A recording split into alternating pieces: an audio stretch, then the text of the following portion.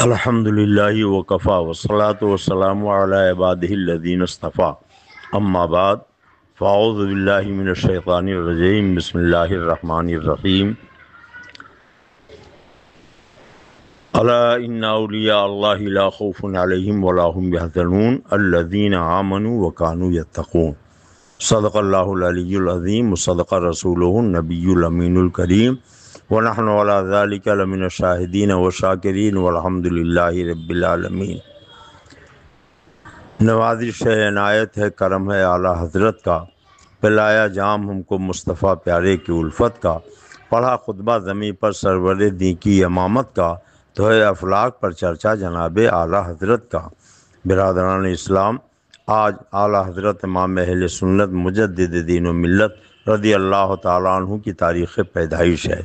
آئیے سب سے پہلے اپنے آقا و مولا شہریار ارم تاجدار حرم نوبہار شفاعت شب اسرا کے دولہ مصطفیٰ جان رحمت جناب محمد الرسول اللہ صلی اللہ علیہ وسلم کے دربار گوہربار میں ہدیہ درود و سلام پیش کریں۔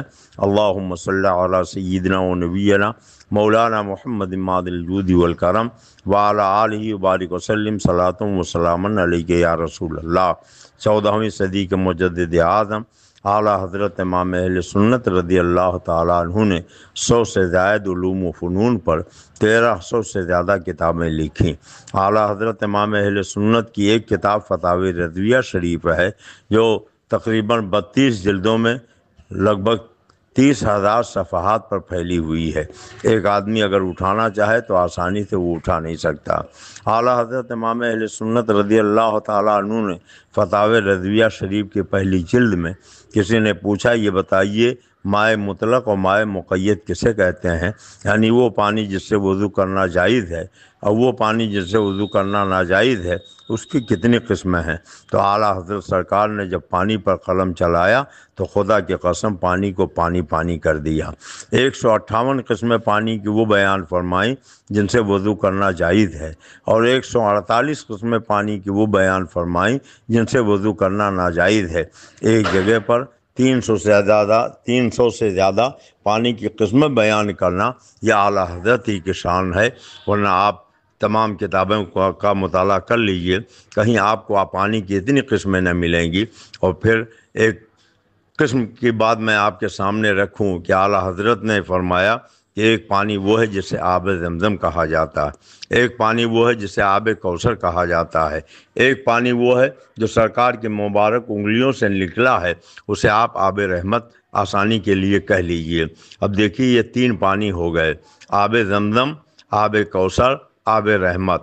آب زمزم وہ ہے جو ایک نبی کے ایڑیوں سے نکلا ہے، آب کوثر وہ ہے جو جنت سے نکلا ہے، اور آب رحمت وہ پانی ہے جو ایک جنگ کے موقع پر ہمارے آقا و مولا سید المرسلین طٰہٰ و یاسین صلی اللہ علیہ وسلم کی مبارک انگلیوں کے گھائیوں سے نکلا ہے، جس کے لیے اعلیٰ حضرت نے فرمایا انگلیاں ہیں فیض پر، ٹوٹے ہیں پیاسے جھوم کر، ندیاں پنجاب رحمت کی ہیں جاری واہ واہ۔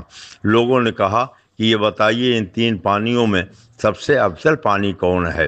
تو عام طور پر سبھی لوگوں نے یہ کہا کہ جو پانی سرکار کی مبارک انگلیوں کی گھائیوں سے نکلا وہ ہر پانی سے افضل ہے۔ مگر کیوں افضل ہے؟ اب اس کا جواب اگر جاننا ہے تو اعلیٰ حضرت کی بارگاہ میں زانوی ادب طے کیجیے۔ اعلیٰ حضرت فرماتے ہیں کہ آب زمزم کا منبع زمین ہے جو نبی کے ایڑیوں سے نکلا ہے، آب کوثر جنت سے نکلا ہے، اور آب رحمت وہ پانی ہے جو سرکار کی مبارک انگلیوں کی گھائیوں سے نکلا ہے۔ تو آب زمزم زمین سے نکلا، آب کوثر جنت سے نکلا، اور یہ پانی جو سرکار کی مبارک انگلیوں کی گھائیوں سے نکلا، تو اب سرکار کی مبارک انگلیاں یہ اور انگلیوں کی گھائیاں یہ جنت سے بھی افضل ہیں اور یہ زمین سے بھی افضل ہیں، اس لیے سرکار کے مبارک انگلیوں کے گھائیوں سے جو پانی نکلا وہ سب سے افضل ہے۔ آپ فتاوی رضویہ شریف کا مطالعہ کریں تو ایک زمانے سے بحث چل رہی تھی۔ ایک صاحب تھے جن کی 2 بیویاں تھیں، ایک کا نام بشیرن تھا، ایک کا نام چھمی تھا۔ انہوں نے 5 طلاقیں دے دیں۔ اب لوگ تشویش میں مبتلا ہیں کہ کسی کا نام نہیں لیا تو بشیرن پہ کتنی طلاق واقع ہوئی اور چھمی پہ کتنی طلاقیں پڑیں۔ لوگ پریشان تھے، مگر جب اعلیٰ حضرت نے اس کا جواب لکھا تو فرمایا اگر ایسا ہے تو بشیرن پہ اتنی اور چھمی پہ اتنی، اور اگر ایسا ہے تو چھمی پہ اتنی، بشیرن پہ اتنی۔ اور اعلیٰ حضرت نے بالکل واضح انداز میں اس سوال کا جواب عنایت فرما دیا۔ علامہ شامی نے فتاوی شامی میں جب اس بحث پر آئے کہ قرآن پاک افضل ہے کہ رسول پاک افضل ہیں، تو وہاں قلم ان کا رک گیا۔ انہوں نے کہا کہ مسئلہ پیچیدہ ہے، توقف کرنا بہتر ہے۔ مگر جب اعلیٰ حضرت سرکار نے یہاں اس مسئلے کی وضاحت شروع فرمائی تو فرمایا فقیر کے نزدیک مسئلہ بالکل واضح ہے، اس میں توقف کی کوئی ضرورت نہیں۔ اگر قرآن پاک سے مراد خاص مصحف ہے جو کلام الہی ہے، تو کلام الہی غیر مخلوق ہے اور میرے سرکار مخلوق ہیں، اس لیے خاص مصحف جو کلام الہی ہے وہ رسول پاک سے افضل ہے۔ اور اگر کلام پاک سے مراد یہ تلاوت کی آواز جو ہمارے کانوں میں پہنچتی ہے یا کاغذ پہ چھپے ہوئے حروف و نقوش ہیں، تو یہ حروف و نقوش بھی مخلوق ہیں، یہ کاغذ بھی مخلوق ہے، یہ سیاہی بھی مخلوق ہے، اور میرے سرکار بھی مخلوق ہیں، مگر ایسے مخلوق ہیں کہ خالق کا بندہ، خلق کا آقا کہوں تجھے۔ تو اس چھپے ہوئے اور تلاوت کی آواز جو ہمارے کانوں میں پڑتی ہے اس سے رسول پاک افضل ہیں، اور خاص کلام پاک جو ہمارے کانوں میں سنائی دیتا ہے اور جو جس کو مصحف کہا جاتا ہے، تو کانوں میں جو سنائی دیتا ہے وہ تو مخلوق ہے، مگر جو خاص مصحف ہے وہ رسول پاک سے افضل ہے۔ اسی لیے کہنے والے نے کہا ہے خدمت قرآن پاک کی وہ لاجواب کی، راضی رضا سے صاحب قرآن ہے آج بھی۔ تقریباً 1000 سال تک ہزاروں فقہ نے مل کر محنت کی، تب انہوں نے بتایا کہ مٹی کی 74 قسمیں ہیں جن سے تیمم کرنا جائز ہے، اور مٹی کی 52 قسمیں ہیں جن سے تیمم کرنا ناجائز ہے۔ اور جب اعلیٰ حضرت نے تیمم کے مسئلے پر قلم چلایا تو 74 میں 104 کا اضافہ کر دیا اور 52 میں 78 کا اضافہ کر دیا، یعنی 1000 سال میں ہزاروں فقہا نے مل کر جتنا کام کیا تھا، میرے اعلیٰ حضرت نے تنہ تنہا اس کو دگنے سے زیادہ پہنچا دیا ہے۔